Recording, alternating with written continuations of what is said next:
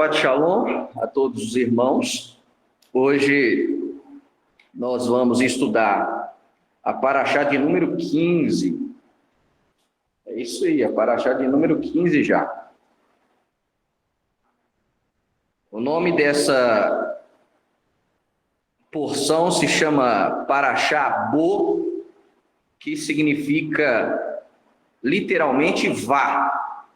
E essa porção, ela corresponde a Êxodo, capítulo 10, versículo 1, e vai até Êxodo, capítulo 13, versículo 16.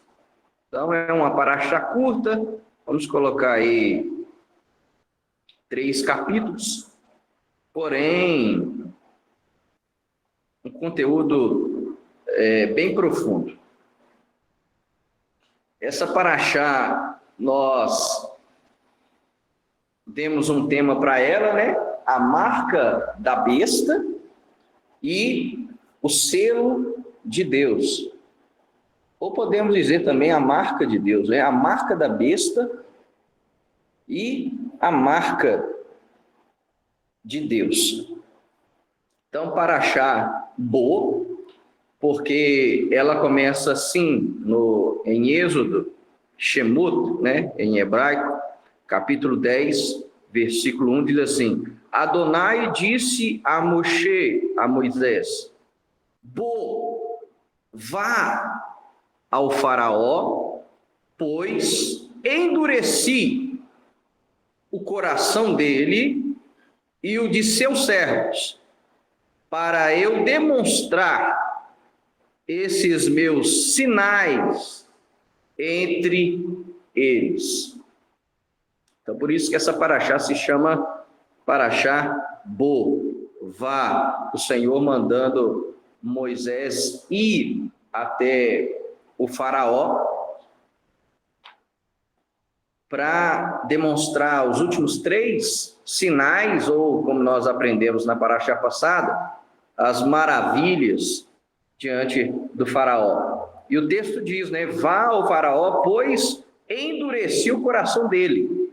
Só que aqui nós já passamos 7 pragas, 7 maravilhas que Deus manifestou diante do faraó, e é interessante notar, você tem isso na tradução hebraica, mas tem isso até na tradução portuguesa mesmo, do português, que até a 5ª praga, o texto diz lá, e Faraó endureceu o seu coração. A partir da 6ª praga, que o texto muda. A partir da 6ª praga, a Bíblia vai dizer, e Deus endureceu o coração de Faraó. O que nós precisamos de aprender aqui para a gente cair fora de um sofisma que hoje é conhecido como predestinação, né? O ensino da predestinação calvinista, vamos dizer assim. João Calvino, um dos precursores aí da reforma protestante, ao lado de Lutero, ele defende que algumas pessoas já nascem predestinadas ao céu e outras já nascem predestinadas ao inferno. Só que isso não é bíblico. Só que é uma corrente muito influente hoje dentro do ensino cristão.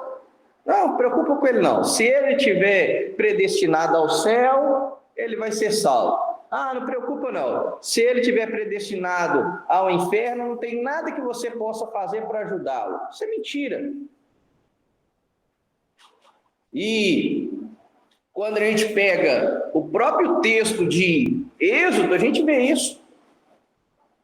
É interessante a gente pegar a figura do faraó, porque o próprio Paulo ele vai usar a figura de faraó em Romanos para falar do endurecimento de Israel, usou ele como exemplo. E é o seguinte, quando Deus chama a Moisés, ele já avisa, olha, eu vou endurecer o coração dele. Já avisa que ele ia endurecer. Aí, quem já tem uma mente calvinista já fala, tá vendo? Aí, ó, Deus já está avisando que já ia endurecer e nem tinha manifestado nenhum sinal, nenhum prodígio diante dele. Só que nós precisamos entender quem está falando. Era Deus. E Deus já nos conhece por dentro e por fora. Ele já sabe acavanar a intenção do nosso coração. Então é totalmente diferente de um homem. Então, Deus, na sua presciência, já sabia: olha, ele não vai liberar o meu povo. E eu vou ter que manifestar o meu poder no Egito. E é interessante porque quando você lê que Moisés e Arão chegam diante do faraó, eles dizem diante do faraó: olha, o Deus de Israel, o Deus dos hebreus, está falando para você deixar o povo dele ir para adorá-lo no deserto. Aí faraó, qual que foi a fala do faraó? Quem é esse Deus para que eu venha a respeitá-lo, a temê-lo, a obedecê-lo? Isso é o quê? Arrogância, prepotência. Isso já mostra aquilo que o faraó já era. Ele era prepotente, ele já era arrogante, ele se achava Deus. Por quê? O próprio título de faraó era um título do rei do Egito, que era considerado filho de Ra, o filho do Deus Sol. Então, o próprio faraó ele já se considerava um Deus. E, de novo, nas 5 primeiras manifestações dos sinais de Deus ali no Egito, o texto diz: e Faraó endureceu o seu coração. Então, o que Deus faz, na verdade? Porque aqui diz: vá ao Faraó, pois eu endureci. Deus, aprenda isso, Deus só confirma a escolha do ser humano. Existe uma frase judaica que diz assim: olha, Deus guia os homens, cada qual pelo caminho que deseja ir. Então Deus conhece lá dentro a intenção do coração. E Deus guia os homens, cada qual pelo caminho que deseja ir. É o que o apóstolo Paulo ele vai dizer em Romanos capítulo 1. E Deus os entregou às suas paixões infames. Chega uma hora que Deus vai chamando a pessoa ao arrependimento. Vai dando oportunidade. O que a pessoa faz? Vai endurecendo. Ela mesma vai se endurecendo. Chega uma hora que Deus fala: ah, é? Você está endurecendo? É isso mesmo que você quer? Então agora eu vou te dar uma mãozinha. E aí Deus vai e endurece. E aí já não tem volta mais. Quando Deus entrega a pessoa, e Deus os entregou, acabou. Aí você vai vendo: mas como é que pode? Fulano, né? Servia a Deus, era pastor, olha agora como é que está. Olha, fulana cantava na igreja, que maravilha, olha agora como é que está. Você não entende. Mas quantas vezes o Espírito Santo trabalhou naquele coração, falando: arrepende, você está errado, você esconde aos homens, mas a mim você não esconde. E a pessoa vai, igual Faraó, endurecendo. Então a frase é essa, meus irmãos: Deus guia os homens, cada qual pelo caminho que deseja ir. Então, é isso. Só essa breve introdução aí sobre a Paraxá Bo, para a gente já partir para o nosso tema, que é, como diz, um tema de grande relevância, é um tema que as pessoas têm muita curiosidade. Quando você fala de Apocalipse, quando você fala da marca da besta, as pessoas têm curiosidade, têm medo, têm receio, quer saber, né?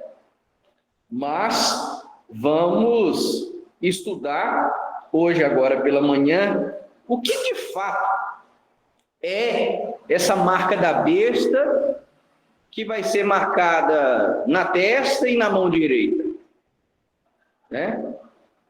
Então, o que eu quero já iniciar esse nosso estudo, a marca da besta e o selo de Deus, é com Êxodo, capítulo 12. Porque essa paraxá, além das 3 últimas pragas, vamos chamar assim, nós temos em Êxodo capítulo 12, o Senhor instituindo a Páscoa, a Pessa, mas, além disso, é aquilo que eu sempre ensino aqui. Qual foi a primeira coisa que Deus deu ao povo de Israel quando eles saíram do Egito? Um calendário. Olha só, Êxodo 12.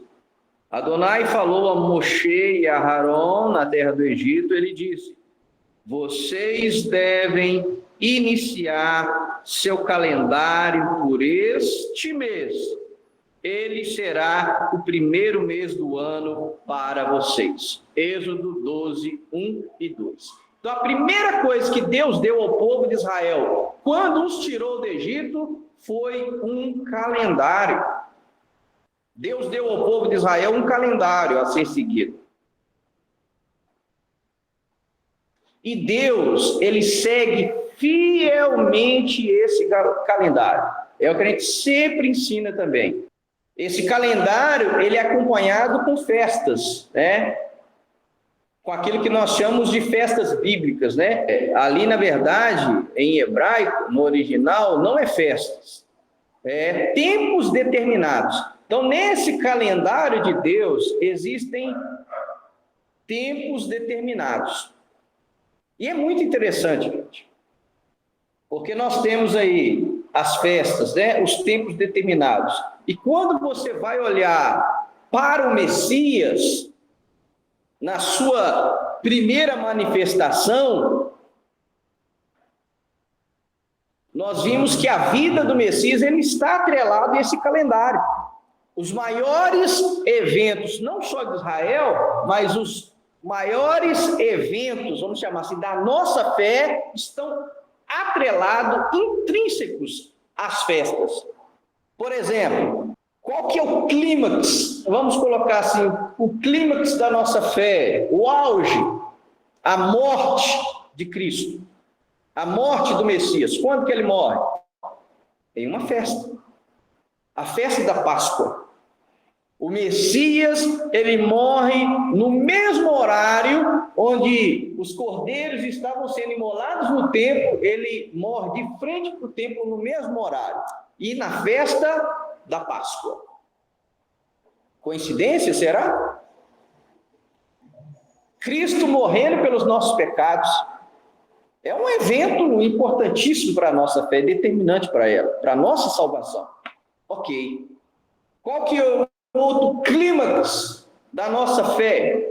O auge, a ressurreição, porque se Cristo morre, ele só seria mais um revolucionário, mais um mártir, mais um que se dizia Messias, que veio e morreu e acabou. Não.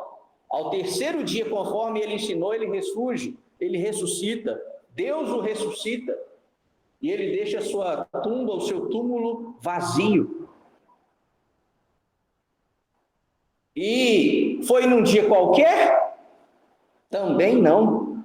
Ele ressuscita especificamente em uma outra festa bíblica que nem é dada muita importância, muito porque ela está atrelada à ressurreição do Messias, que chama Bicurim em hebraico, primícias, a festa das primícias, que era realizada um dia após o sábado. É por isso que ele ressuscita no domingo ali, na madrugada do domingo, do primeiro dia da semana, um dia após o sábado. Então não é porque ele anulou o sábado e inaugurou o domingo, jamais. Ele mesmo diz, eu sou o Senhor do sábado. Ele nunca mudou o dia de guarda, nem o dia de se adorar o Senhor. Então, Cristo, o Messias, ele morre na Páscoa, ressuscita em primícias. E aí, o texto do Novo Testamento, da Brit Hadashah, diz que ele fica 40 dias com os seus discípulos, dando as últimas instruções. E aí depois ele alerta-os e diz: ficai em Jerusalém, até que eu envie a promessa do meu Pai. Ou seja, eu vou derramar o Ruach HaKodesh, eu vou derramar o meu Espírito, eu vou derramar o Espírito Santo sobre vocês, vocês vão ser meus mártires, minhas testemunhas, tanto em Jerusalém, Samaria e até os confins da terra. E aí, como diz lá em Atos capítulo 2, como é que começa Atos? E no dia de Pentecostes, e na festa de Shavuot, outra festa, ele escolhe, será que é de propósito, derramar o Espírito Santo numa outra festa bíblica, onde era comemorada a entrega da Torá, a entrega dos 10 mandamentos no Monte Sinai. Ele escolhe especificamente esse dia para derramar o Espírito Santo sobre os discípulos. Mais uma festa. Então você vai ver que os maiores eventos da nossa fé, eles estão atrelados ao calendário de Deus. E aí, é aquilo que eu sempre ensino. Você quer conhecer sobre o final dos tempos? O que vai acontecer? Você quer estar preparado para quando chegar o final dos tempos, os últimos dias de fato? Celebre as festas bíblicas, as últimas festas, aquelas que não foram cumpridas na primeira vinda, que são o quê? Trombetas, a festa do shofar, e Paulo diz que ele volta ao som de shofar. Yom Kippur, o dia da expiação, o dia do perdão, é o dia do perdão dos pecados nacional de Israel, ou seja, aponta para a salvação nacional de Israel. O que diz Zacarias? E eles olharão para mim, a quem transpassarem, chorarão por ele, como chora pelo primogênito. E eu derramarei naquele dia um espírito de graça e súplica sobre eles. Haverá uma salvação coletiva em Israel quando o Messias voltar. E a outra festa, Sukkot, tabernáculos, que fala o quê? De Deus o quê? Tabernaculando, habitando com o seu povo. Assim como ele habitou com o povo no deserto, agora ele vai fazer em escala mundial, com toda a humanidade, com todos os justos das nações. A nova Jerusalém vai fundir com a Jerusalém terrena. Então, você quer entender escatologia, o final dos tempos, tem que seguir o calendário de Deus. Por isso que eu sempre digo, eu sei a época, eu não sei o dia, mas eu sei a época em que o Messias vai voltar. Ele vai voltar entre setembro e outubro, porque Deus, ele sempre seguiu fielmente o seu calendário. Eu não estou marcando nem o dia e nem o ano, mas eu sei a época, porque ele deixou para nós a época. Ele mesmo, através do seu filho, diz: olha, olhai para a figueira, olhai para a figueira, para que vocês saibam quando virá o Filho do Homem. E olhai para a figueira, porque olhando para ela, vocês sabem quando vai iniciar o verão, né? E nós já aprendemos aqui que verão e fim em hebraico é a mesma raiz, katz. Verão e fim. Então é um trocadilho ali. Está falando, olha para a figueira que é Israel, para que você saiba quando está chegando o verão, ou seja, quando está chegando o fim. Né? Então, a primeira coisa que Deus deu para o seu povo foi um calendário. Sabe qual foi a primeira coisa que, quando Constantino reconhece o cristianismo como religião oficial do Império Romano, o que ele fez? O que o primeiro concílio fez quando institucionalizou o cristianismo? Quando tornou, de fato, o cristianismo uma religião? A primeira coisa que eles mudaram, concílio de Nicéia, qual foi a primeira coisa que eles mudaram? É Êxodo 12. a data da Páscoa. Foi a primeira coisa, eles mudaram a data da Páscoa. Porque ela marca as outras. A primeira coisa, vai lá no Concílio de Nicéia. Eles mudaram a data da Páscoa. E não só a data. Mudaram também o seu simbolismo, o seu significado. De comer ervas amargas de pão sem fermento. Não, para com isso. Olha para vocês verem como que é as coisas. E os chamados pais da Igreja Católica, Inácio de Antioquia, Justino, de Roma, você pega aí João Crisóstomo, que é do século III, século IV, eles sempre pregaram contra as festas bíblicas. E pregaram a separação da igreja. A igreja de Israel, a igreja do povo judeu. Não, vamos separar isso aqui. Então, isso não aconteceu por acaso. Isso foi orquestrado. A igreja como nós temos hoje, foi orquestrado, meu amigo. É uma conspiração. Não foi algo aleatório. Hoje, quando você pega versões da Bíblia aí, são totalmente tendenciosas. Nós temos quase, vamos colocar menos, nós temos quase 250 menções da palavra graça no Antigo Testamento. Só que na sua Bíblia não está traduzido como graça.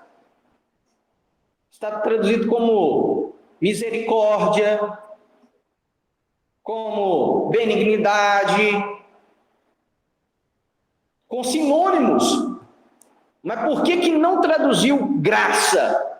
Porque no tradutor, não pode ter graça no Antigo Testamento. Então, vamos colocar benignidade, vamos colocar misericórdia, vamos colocar outros termos, e não graça. Porque graça só é possível a partir de Cristo. Não, isso aí já é a pena do tradutor aí. Tentando o quê? Dificultar ainda mais a compreensão das Sagradas Escrituras. Ok? Então, a primeira coisa que mudaram foi o calendário. E quando você vai para o livro de Daniel, quando Daniel está profetizando sobre o anticristo, fala que ele vai mudar o calendário. Por quê? Eu tenho que mexer no calendário. Eu tenho que mexer nesses tempos determinados. Por quê? Porque quando eu celebro essas festas, está falando da minha identidade. Por isso que os primeiros pais da igreja e depois os que sucederam, batiam sempre nas festas bíblicas, no afastamento dos gentios, do judaísmo, do judeu. Para o quê? Para tirar a verdadeira identidade e para criar uma outra paralela. Mas, vamos para o nosso tema propriamente dito. Por que eu escolhi falar sobre a marca da besta justamente nessa paraxá? Porque existe um princípio judaico de estudar as Sagradas Escrituras que, para você entender uma expressão ou uma palavra, você tem que olhar a primeira vez que ela aparece nas Escrituras. Quando você quer aprender um conceito, mas qual que é a primeira vez que aparece esse conceito? Por exemplo, a marca da besta, Apocalipse 13:16. Diz que a marca vai ser aonde? Na mão direita, né? E na testa. Mas onde que aparece primeiro essa expressão? Mão e testa. Êxodo, capítulo 13, nós vamos ler. E aí a gente vai entender por que eles mudaram a data da Páscoa. E como foi dito aqui, Por que eles mudaram logo a data da Páscoa? Porque é ela que vai demarcar todas as outras festas. É por isso que a Páscoa é a única festa que Deus dá a segunda chance.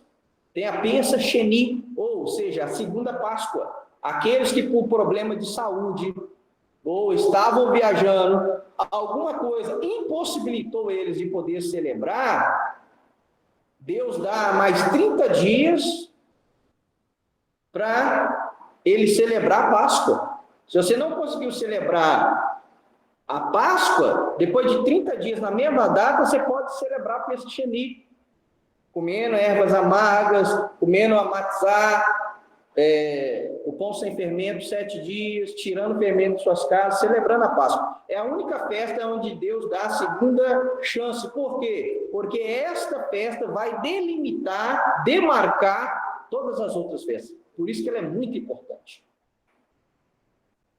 E é nessa festa que vai falar que aquele que celebra esta festa, ele tem um sinal na testa e na mão.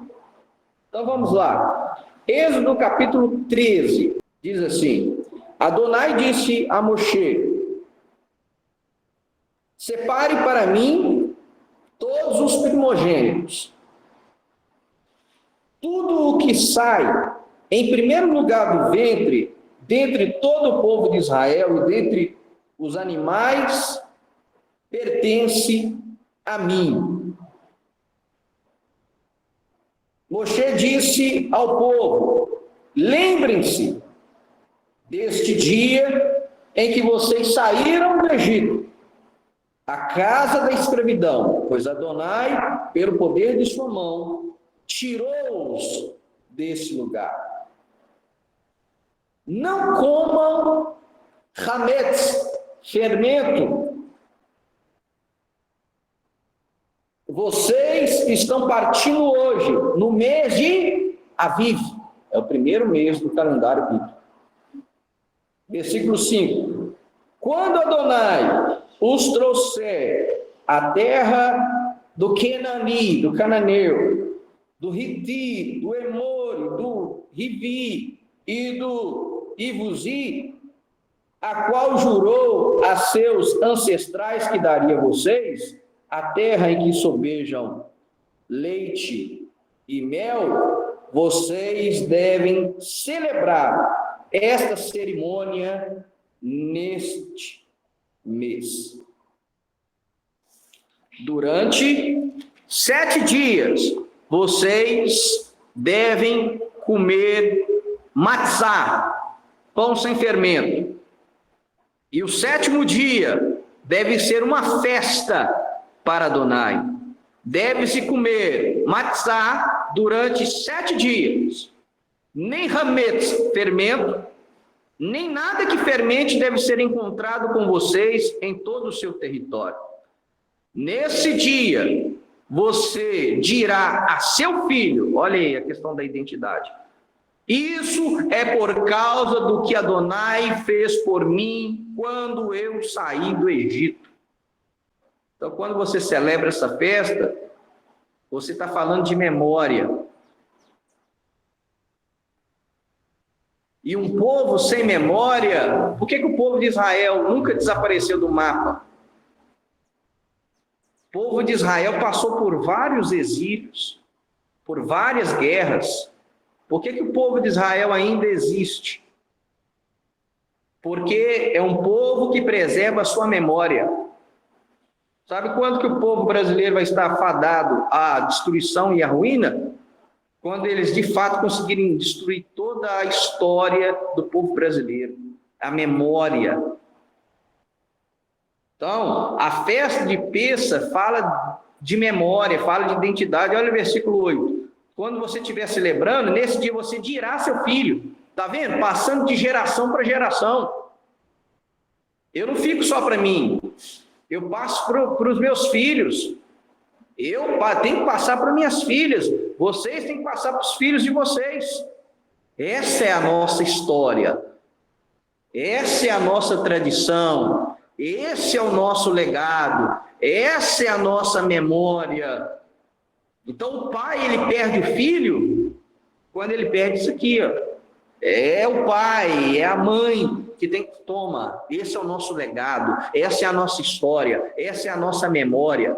Passar a identidade que ele tem para o filho, para a filha. Ok? Então, irmãos, nós lemos até o versículo 8 aqui, nós temos 2 eventos aqui. O primeiro é, em hebraico, Pidyon Rabem. Pidyon Rabem significa resgate do primogênito. Você viu que o Eterno começa falando sobre o resgate do primogênito. Por que que todo primogênito do povo de Israel tem que ser resgatado? Porque todo primogênito pertence a Deus. Todos. Por quê? Porque Deus salvou todo primogênito da última praga, da última maravilha, a morte dos primogênitos. Por isso que ele falou, olha, todo primeiro filho você deve resgatá-lo. Porque ele pertence a mim. Então você tem que fazer o resgate dele. Então, Yeshua fez o Pidyon Rabem. Abra sua Bíblia em Lucas, capítulo 2, versículo 22 e 23. Olha o que o evangelista Lucas diz, narrou. Ao chegar o tempo da purificação deles, de acordo com a Torá de Moshe, de acordo com a lei de Moisés, Yosef e Miriam, José e Maria, o levaram a Jerusalém, para apresentá-lo a Adonai. Aí, versículo 23, como está escrito na Torá de Adonai, todo primogênito do sexo masculino deve ser consagrado a Adonai. E aqui, em Lucas 2, 23, ele está citando Êxodo 13, 2, 12 e 15. Tirou daqui o resgate do primogênito do sexo masculino. Yeshua teve o seu Pidyon Rabem, o resgate do primogênito. E a tradição judaica é, após os 30 dias, todo primogênito do sexo masculino, ele deve ser resgatado ao Eterno. Porque ele é do Eterno. O resgate do primogênito é uma lembrança do que lá no Egito, os nossos primogênitos foram poupados. Isso é memória, lembrança. E a celebração da Páscoa, como nós vimos aqui, olha, sem fermento, não tem que ter hametz, fermento na sua casa durante 7 dias. Outra, durante 7 dias você tem que comer pão sem fermento. São mitzvot, são mandamentos dessa festa. Tirar o fermento e o quê? Comer matzá durante 7 dias. Se você não faz isso na Páscoa, se só vem aí no dia do jantar, pá, cordeirinho, né? Ah, hoje eu vou comer cordeiro assado. Aí no outro dia o cara está comendo pão de sal na mesa dele. Ele não celebrou Pêssah. Pêssah é 7 dias. Páscoa é 7 dias. É 7 dias sem fermento dentro da sua casa. É 7 dias comendo pão sem fermento, para lembrar da saída do Egito. Por quê? Toda a nossa identidade depende dessa saída. Porque hoje, quando você celebra, o que a pessoa vai falar? O que você tem a ver com os judeus? O que você tem a ver com a saída deles? Você não é judia? Você não é judeu? Por que você está fazendo isso? Olha, eu posso até não ser judeu, eu posso até não ser judia, mas a minha fé é uma fé judaica. Eu creio no Deus de Israel, no Deus de Abraão, Isaac e Jacó. Então, o Deus deles, como diz Ruth, é o meu Deus. E o povo deles é o meu povo. É essa a nossa identidade. Mas vamos lá. E aí, marca da besta. Na mão e na testa. Aonde que nós temos essa expressão? Primeira vez. Êxodo 13:9. Além disso, isso servirá a você de sinal sobre sua mão e de recordação entre os seus olhos, ou seja, na testa, para que a Torá de Adonai esteja em seus lábios, pois com mão forte Adonai tirou-os do Egito. Opa! Sinal na mão e na testa. Êxodo 13:9. Aí, a primeira vez que aparece essa ideia. A palavra sinal aí em hebraico, se você vai lá na Bíblia Strong, tá lá, sinal, out, que literalmente significa sinal ou marca. Marca distinta. E aí Deus está ensinando para o povo de Israel que quando eles fizessem o resgate do primogênito, essa é a marca distinta de vocês. Quando vocês celebrarem Páscoa, essa é a marca distinta de vocês. Por que hoje nós temos uma Páscoa totalmente falsa no mundo hoje? Que celebra sempre no primeiro domingo do equinócio de primavera, não é no calendário de Deus, que é da lua, eles seguem o solstício de inverno, eles seguem o sol. E é sempre no domingo que a Páscoa cai. A Páscoa criada por homens. E aí não tem erva amarga nem pão sem fermento. Tem o quê? É coelho e ovo de chocolate. Nada de amargo. Que é isso? Dê doce para o seu filho. Dê chocolate para o seu filho. E chocolate a gente já aprendeu aqui, né? Ele era chamado até de o ouro dos deuses na Grécia. E o coelho, ele não foi escolhido à toa. Coelho é símbolo de fertilidade. Para lembrar da deusa, né? A Ester, a deusa da fertilidade. Que quando você pega a imagem dela, tem a imagem da deusa lá e aos pés dela o ovo e o coelho. O ovo porque fala do ciclo da vida. E o coelho, símbolo de fertilidade. Nada a ver com a Páscoa verdadeira, com a Páscoa bíblica. Então, onde que aparece primeiro a expressão? Olha aí. Marca na mão e entre os olhos. O que é o entre os olhos? Na testa. Marca na mão e marca na testa. Quando você vai estudar o Apocalipse, você vai ver que tudo que o anticristo, que o dragão, que a besta, que o falso profeta, ele propõe, é uma imitação de Deus. Por quê? Porque ele se coloca no lugar de Deus. E ele requer a adoração que é só dada a Deus. Paulo ele vai ensinar o que é o anticristo. Ele vai se assentar no lugar de Deus, vai requerer adoração como Deus e vai se levantar contra tudo aquilo que diz respeito ao verdadeiro Deus. A primeira vez que vai aparecer que a marca, sinal, a marca na mão e na testa, está aqui, Êxodo 13.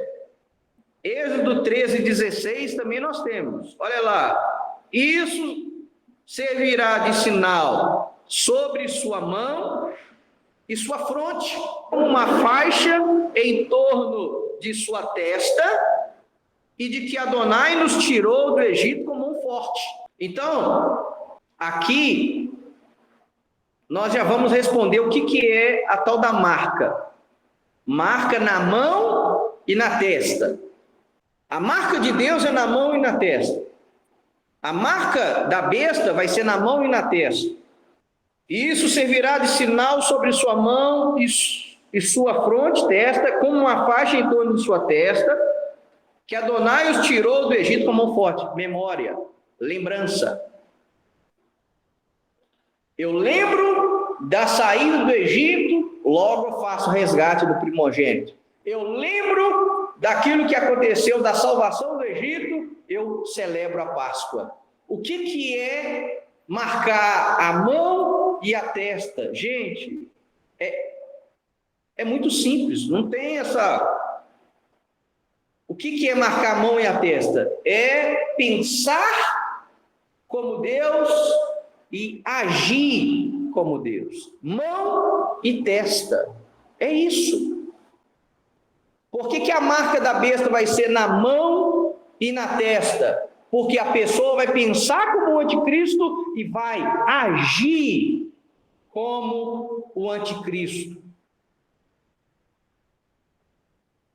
Sabe qual que é o maior problema hoje do cristão, do crente, daquele que serve a Deus e que ele tem medo da marca da besta? É porque foca no que é que vai ser a marca.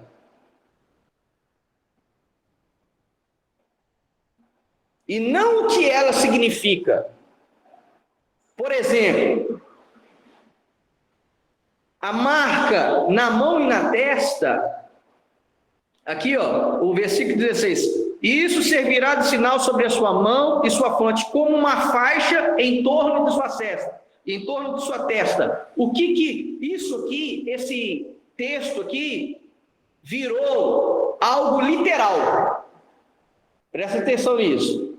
Então, esse texto aqui virou algo literal, que na nossa Bíblia é chamado de filactérios. Abra sua Bíblia aí, porque nós temos a menção, Mateus 23, 5. Jesus criticando os fariseus hipócritas. Então Yeshua disse à multidão e aos talmidim: os mestres da Torá e os piruxim, os fariseus, se assentam na cadeira de Moshe, de Moisés. Portanto, tenham cuidado de fazer tudo o que eles lhes dizem, ensino. Mas não façam o que eles fazem. Mão e testa. Pois eles falam e não fazem. Eles amarram cargas pesadas nos ombros das pessoas, mas não levantam um só dedo para ajudar a carregá-los. Tudo o que fazem é para serem vistos pelos outros. Eles fazem tefilim, aí no seu deve estar filactérios, né? Bem largos. E tzitziot, ou o tzitzit, né? Franjas, deve ser na sua, né? Compridas. Eles fazem isso para quê? Para se aparecer, para se mostrar. Mas aqui aparece o quê? Filactérios, tefilim. O que é o tefilim? Depois você joga lá no Google, filactérios ou tefilim. São uma caixinha que o judeu coloca na testa. Você já deve ter visto os ortodoxos usar essa caixinha. É uma caixinha na testa, e aí ela é uma tira de couro. Essa tira, na verdade, ela começa na mão, uma caixinha na mão, e vai amarrando na mão esquerda, a marca da besta na mão direita, né? Mas o de Deus é na mão esquerda. Caixinha na mão, fita de couro, e vai até pôr a caixinha na testa. Por causa de quê? Eles literalizaram esse mandamento. Testa e mão. E por que no braço esquerdo? Quando a pessoa começa a ter um derrame, é qual lado que é? Ou quando começa a mudar os formigamentos, normalmente, lado do coração, né? Porque lado esquerdo fala do coração, sentimento. Aí, quando você vai na tradição judaica para o tefilim, qual que é a explicação? O tefilim ele simboliza os dois princípios da vida humana. Dois princípios da vida humana. Quais são? Teoria e prática. Isto é, pensamento e ação. Está vendo?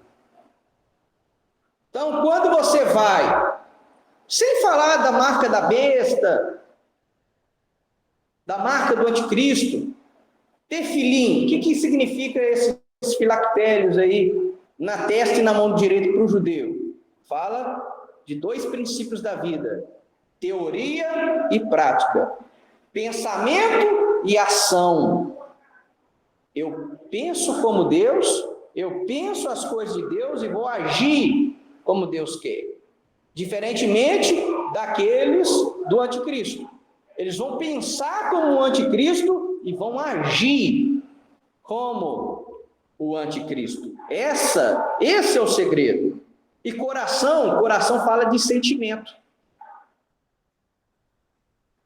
Então são três princípios: pensamento, ação, só que o nosso pensamento e ação, ele está envolvido também com o sentimento. Porque se eu só pensar e agir de forma mecânica, como se diz, você não está colocando o coração na coisa, fulano. Ou seja, você não está fazendo com inspiração, você não está fazendo com amor. E para as coisas de Deus é a mesma coisa. Eu posso receber o Shabat de uma forma mecânica. Cansado hoje, não estou querendo celebrar Shabat. Vai lá, mulher, busca ralar. Menino, busca o suco de uva. E aí você celebrou o Shabat, mas você fez o quê? Só pensou e agiu, mas cadê a kavaná? Cadê a intenção correta? Cadê o coração? Cadê o sentimento correto? Não, eu vou fazer porque hoje é Shabat, eu estou cansado. Mas na hora que eu celebrar, vai vir um renovo, um revigorar da parte do Eterno. Eu estou fazendo isso aqui para honrar a Deus. Eu honro a Deus guardando o dia que Ele pediu para guardar. É isso. Então, esse é o simbolismo do filactério, do tefilim. Tá? Então, de novo, qual que é o problema do pessoal? É focar no que é que vai ser a marca. E não no que de fato é. E aí, meu irmão, é coisa bizarra. Aí é bizarrice. Porque quando você vai na internet, você clica lá, marca da besta. Aí aparece lá um microchip. Marca da besta não é microchip não, meu irmão. Meu amigo, é muito ser alienado. Por quê? Porque foca no literal. Sabe? A questão não é literal. Perceba, os próprios judeus pegaram algo que é espiritual e materializaram. Então, a marca da besta vai ter algo literal. Vai ter. O que é? Não sei. Tem uns que falam, é o passaporte sanitário, é que você não entra nem sai. Você não vai comprar e nem vai vender. Ou às vezes nem vai ser um sinal só, vão ser várias coisas, como está sendo hoje. Então, a pessoa ela fica bitolada só no que vai ser. O que a pessoa tem que preocupar é, eu estou pensando como um anticristo? Eu estou agindo como um anticristo? O segredo é pensar como um anticristo e agir como um anticristo. Porque se eu ficar pensando como ele, agindo como ele, quando ele vier, vai ser só o clímax. Que eu já tô seguindo a ele tem muito tempo. E outra, o anticristo vai ser a personificação de uma pessoa só no final dos tempos, mas ele é um sistema. Quando você vai para a tradição judaica, quando você vai para a própria tradição judaica, o anticristo, ele é um conceito. Ele não é literalmente uma pessoa. vai, claro, no final dos tempos, culminar numa pessoa, mas ele não é uma pessoa. Não é. Vai ser, mas não é. Outra coisa, a marca da besta não é um transmissor de identificação na mão e na testa, né? Quando, igual, por exemplo, lá no meu trabalho, quando colocou o sistema de biometria. Ai, rapaz, a marca da besta aí, ó. Colocando o dedo lá, só minha identificação. Gente, não é isso. A marca da besta é o quê? Pensar e agir como anticristo. E vai fazer muito mais sentido na hora que a gente lê 1 João 2,18. Filhos, esta é a última hora. Vocês ouviram que o anti-Messias está vindo, singular. E, de fato, muitos anti-Messias têm surgido. Opa, vários. Fato pelo qual sabemos que esta é a última hora. Eles, versículo 19, eles saíram dentre nós. Dentre nós quem? Quem está escrevendo? O apóstolo João. Saiu do sistema religioso, verdadeiro. Eles saíram dentre nós, mas não eram parte de nós, porque se fossem dos nossos, teriam permanecido conosco. O que é anticristo? Anti é no lugar de, é aquele que se coloca no lugar de Cristo. Por que muita gente acha que é o Papa? Por causa da nomenclatura, né? Do anticristo, se colocar no lugar dele. Quem que se diz ser o substituto do Filho de Deus hoje na Terra? O Papa. Então, por isso que muita gente acha que é o Papa. Mas, de novo, é um sistema, não é uma pessoa. Vai materializar uma pessoa. Pode ser que venha materializar. Mas a gente não pode focar nisso. Porque o foco não é o que vai ser a marca. O que vai materializar essa marca? Porque a marca é um conceito. É a forma como você pensa e a forma como você age. E aqui, o apóstolo João diz, já existem muito anticristos. É aquele que se coloca no lugar de, mas também é aquele que é contra Cristo. Aquele que prega contra Cristo. Ou seja, ou aquele que deturpa o verdadeiro Cristo. Então, vamos agora para Apocalipse 13, onde vai falar sobre a marca da besta. Também obrigou todos, grandes e pequenos, ricos e pobres, livres e escravos, a receberem certa marca na mão direita ou na testa, para que ninguém pudesse comprar nem vender, a não ser quem tivesse a marca, isto é, o nome da besta, ou o número do seu nome. Aqui a sabedoria é necessária. Aquele que compreende deve calcular o número da besta, porque é o número de uma pessoa. E seu número é 666. Tem até divergências aqui, né? Tem alguns papiros antigos que não trazem 666. Salvo engano, acho que é 636, agora eu não me lembro. A questão aqui é numerologia, mas vai receber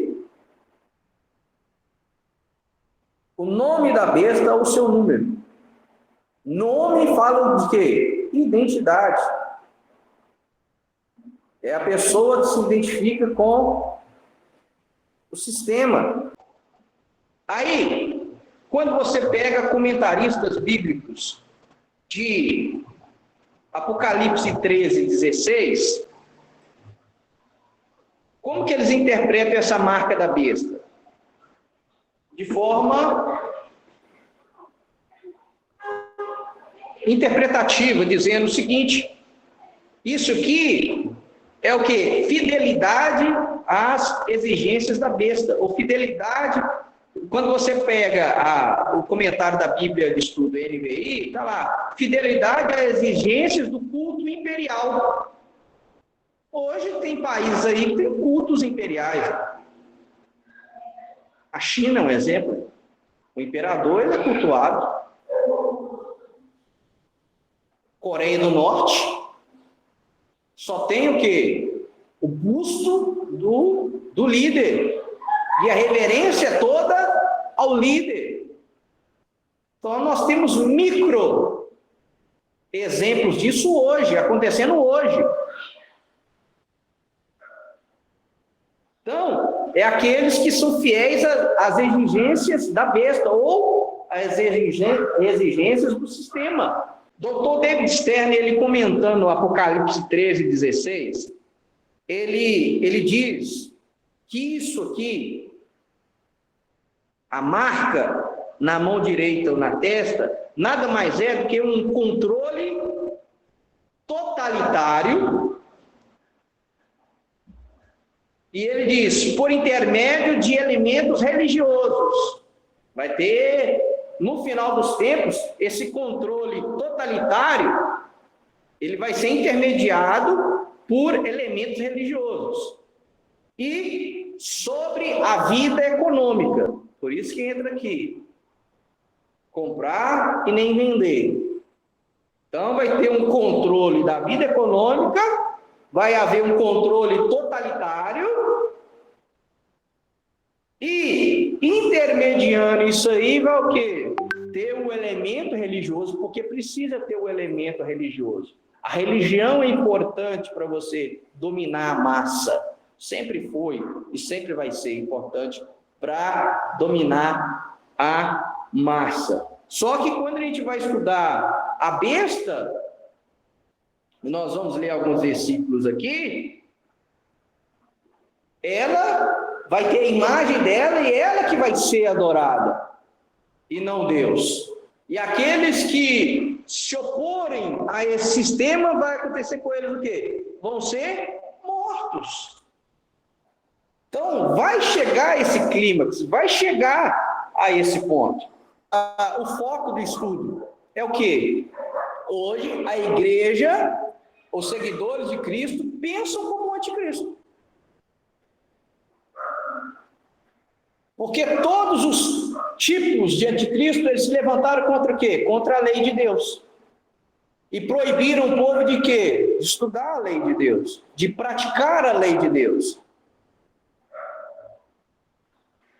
Você pega Antíoco Epifânios, você pega na época lá de Amã, na Pérsia.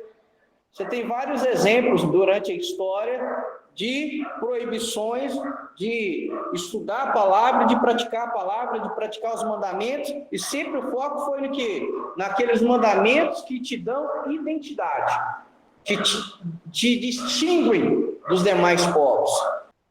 Então, a marca da besta é pensar como ela e agir como ela. Nós demos um exemplo aí, a lei de Deus. Hoje, os próprios seguidores de Cristo, o que eles falam? A lei foi abolida, nós temos um antinomismo, anti-lei. Hoje a teologia cristã já é anti-lei, anti-Torá, anti-lei de Deus. E quando você pega Mateus 7, 21 a 23, diz apartai-vos de mim, praticantes, está lá no grego, da anomia, não lei. Anomia, a prefixuar de negação, nomia vem de nomos, lei, aquele que não pratica a lei de Deus. A lei de Deus. Então, o próprio Cristo está rejeitando aqueles seguidores dele, supostos seguidores, por quê? Porque eles não viviam de acordo com a lei de Deus. Ponto. E o texto lá é problemático porque diz, muitos naqueles dias, muitos me dirão, Mas, Senhor, em teu nome expulsei demônios, em teu nome eu falei em outras línguas, em teu nome eu curei enfermos. Quem que faz isso hoje? É o crente. E naquele dia vai ser reprovado. E qual que é o motivo da reprovação? Anomia, sem lei. Qual que é a marca espiritual do povo de Deus? O sábado. Vem a igreja hoje e fala, não, o sábado foi abolido. Não, agora é o domingo, porque Jesus ressuscitou no domingo. Sendo que ele próprio diz, eu sou o Senhor do sábado. Ele nunca mudou o dia. A gente sabe que essa mudança do sábado para o domingo foi uma mudança humana. Foi um homem que fez essa mudança, através de concílios e proibições e sanções. Até que a igreja demorou quase 5 séculos, quase 500 anos, para eles conseguirem tirar o sábado do povo de Deus. Hoje está aí. Hoje já está na cultura, né? Hoje é o domingo, hoje é o primeiro dia da semana, o dia de descanso, e não o sábado. Então, é algo que foi imposto e algo que permanece. Então, é pensar como o anticristo e agir como o anticristo. Hoje a igreja pensa e age como o anticristo. O câncer da igreja é o antinomismo, gente. Vamos lá. O selo de Deus. Apocalipse 7:3. Nós já estamos encerrando. Apocalipse 7:3. Olha que diz Apocalipse 7:3. Não danifiquem nem a terra, nem o mar, nem as árvores, até que tenhamos selado os servos de nosso Deus na testa. Esse é o selo de Deus, ou a marca de Deus, né? Então, é a marca na testa. Apocalipse 7:3, é o selo de Deus. Esse selo aqui foi sobre os 144.000 judeus. Haverá um avivamento judaico no final dos tempos. Você vai ver que tem 12.000 de cada tribo. E esses 144.000, o que eles vão fazer? Vão pregar o verdadeiro evangelho no mundo inteiro. Infelizmente, não são os TJ 144.000. O texto é claro. Não sei se eles vão falar, mas parece que uma parece que vai ter mesmo um cadastro único que a pessoa vai ter tipo que concordar a palavra do Pode ser que chegue a isso. Apocalipse 9:4. Porque quando você pega Apocalipse 7:3, é focado em Israel, né? 144.000. Mas Apocalipse 9:4, você vê que não são só os 144.000. Apocalipse 9:4 diz assim, eles foram instruídos, os gafanhotos, né? A não causar dano nem à relva da terra, nem a qualquer planta ou árvore, mas apenas as pessoas que não tinham o selo de Deus na testa. Então, aqueles que são de Deus são selados. Pensa como Deus e age como Deus. Você tem o selo de Deus. Então, de novo, as pragas, os juízos do Apocalipse, eles vão ser exclusivos para aqueles que pensam como sistema e agem como sistema. Vamos lá. Agora, Apocalipse 12:17.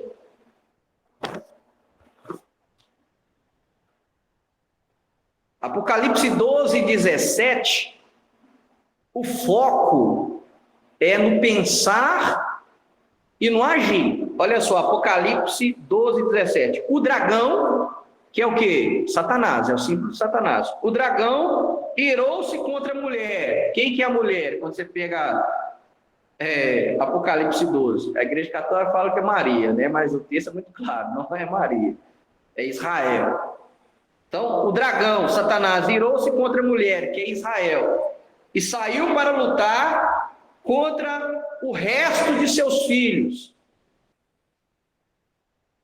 Quem que são os filhos de Israel? Os verdadeiros filhos.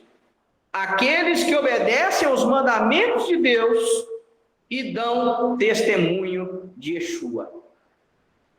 Então, eu tenho a fé de Yeshua e guardo os mandamentos. Qual que vai ser a ira de Satanás, do dragão, no final dos tempos? É aqueles que têm a fé nesse Yeshua e que guardam os mandamentos de Deus. Agora, Apocalipse 14, 9. O outro anjo, o terceiro, seguiu-os e disse em alta voz. Olha só, como é algo religioso, como o doutor David Stern colocou. Se alguém adorar a besta e sua imagem e receber a sua marca na testa ou na mão. É interessante esse texto aqui porque no outro que nós lemos fala que vai receber na mão e na testa. Aqui fala aparece ou vai ser na mão ou vai ser na testa. Não necessariamente vai ser nos dois locais. Então, se alguém adorar a besta e sua imagem e receber a sua marca na testa ou na mão, também beberá do vinho da fúria de Deus, derramado sem diluição no cálice da sua ira. Será atormentada com fogo e enxofre diante dos santos anjos e do Cordeiro. E a sua fumaça, e a fumaça do tormento dessas pessoas sobe para todo o sempre. Não há descanso, nem durante o dia, nem durante a noite, para todos os que adoram a besta e sua imagem, e para os que receberam a marca com o seu nome. Então você vê que tem algo religioso por trás.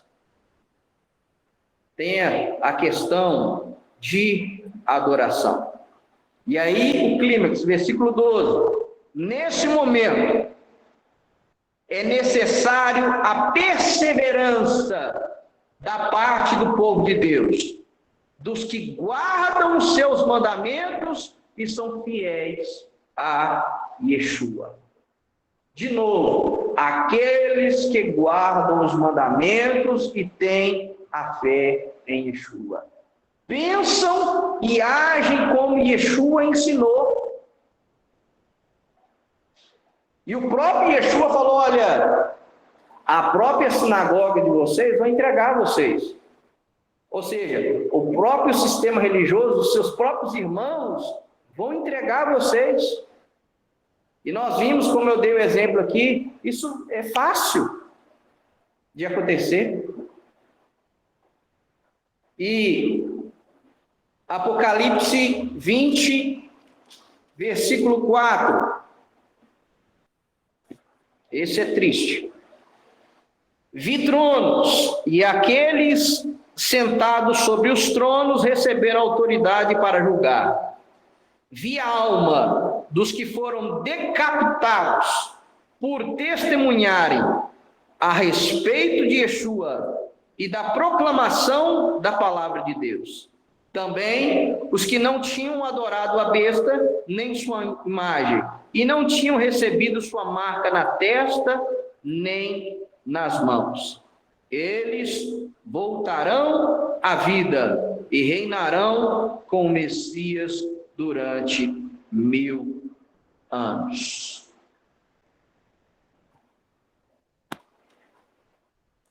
E, como nós temos aprendido aqui, para você entender o Novo Testamento ele foi escrito em uma base. Uma casa, para ser construída, não tem que ter uma base.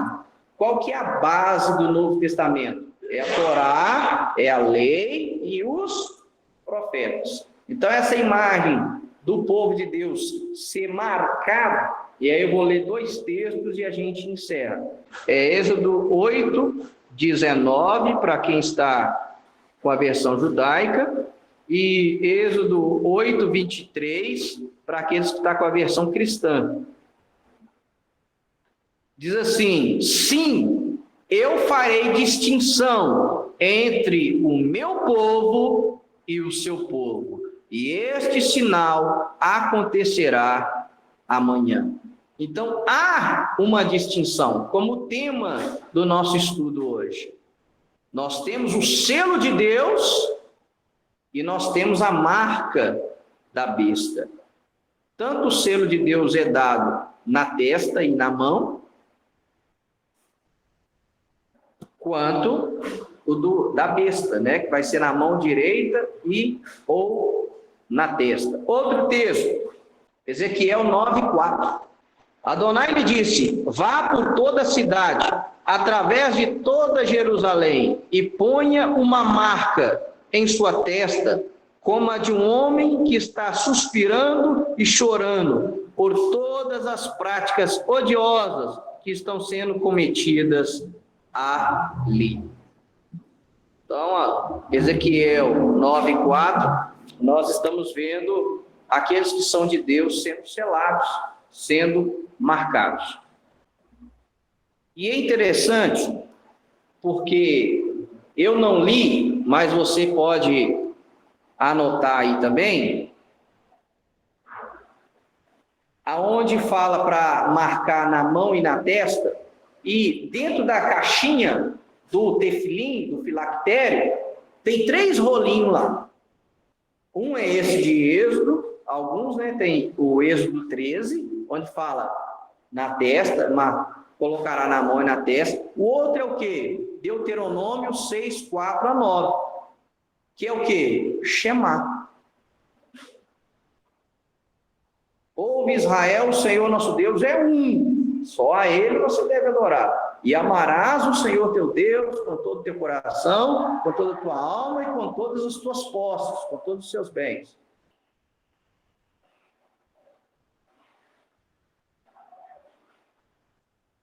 E depois, Deuteronômio 11:13-21, também aparece.